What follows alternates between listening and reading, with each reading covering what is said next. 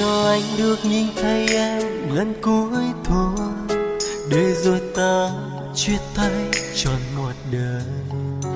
Đến vội vàng để rồi ta xa nhau, anh đau nhói cho cơn đau cao xa. Đừng vội quay đi mà em, để con tim của anh nhói đau. Có lẽ anh đã không thể mang đến được hạnh phúc như em từng mơ, để giờ em quay lưng đi. Con tim của anh giờ đây dường như đã vỡ nát. Đừng quay đi em, hãy nhìn lại, hay là em hết yêu anh. Đừng để cho anh phải nhớ mong em từng để hạnh phúc đó dẫu chỉ nhỏ nhoi, nhưng anh vẫn mãi mang theo. Và anh biết em đã đổi thay, hãy bước đi theo cuộc tình mới, nơi mà em đã ước mơ. Anh sẽ thấy con tim anh bình yên, dù anh biết nỗi đau sẽ theo thời gian cuốn trôi anh. Giữa dòng đời anh sẽ vẫn luôn mỉm cười.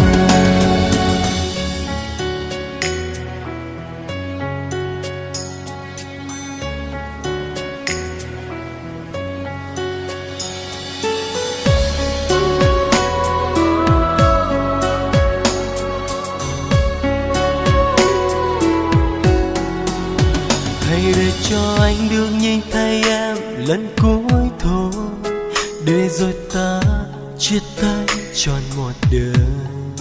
Đến vội vàng để rồi ta xa nhau, anh đau nhói trong cơn đau cao xe. Đừng vội quay đi mà em, để con tim của anh nhói đau. Có lẽ anh đã không thể mang đến được hạnh phúc như em từng mơ, để giờ anh quay lưng đi. Con tim của anh giờ đây dường như đã vỡ nát. Đừng quay đi em, hãy nhìn lại, hay là em hết yêu anh. Đừng để cho anh phải nhớ mong em từng để hạnh phúc đó dẫu chỉ nhỏ nhoi, nhưng anh vẫn mãi mang theo. Và anh biết em đã đổi thay, hãy bước đi theo cuộc tình mới, nơi mà em đã ước mơ.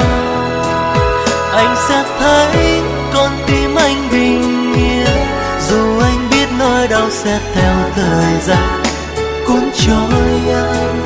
Giữa dòng đời anh sẽ vẫn luôn mỉm cười.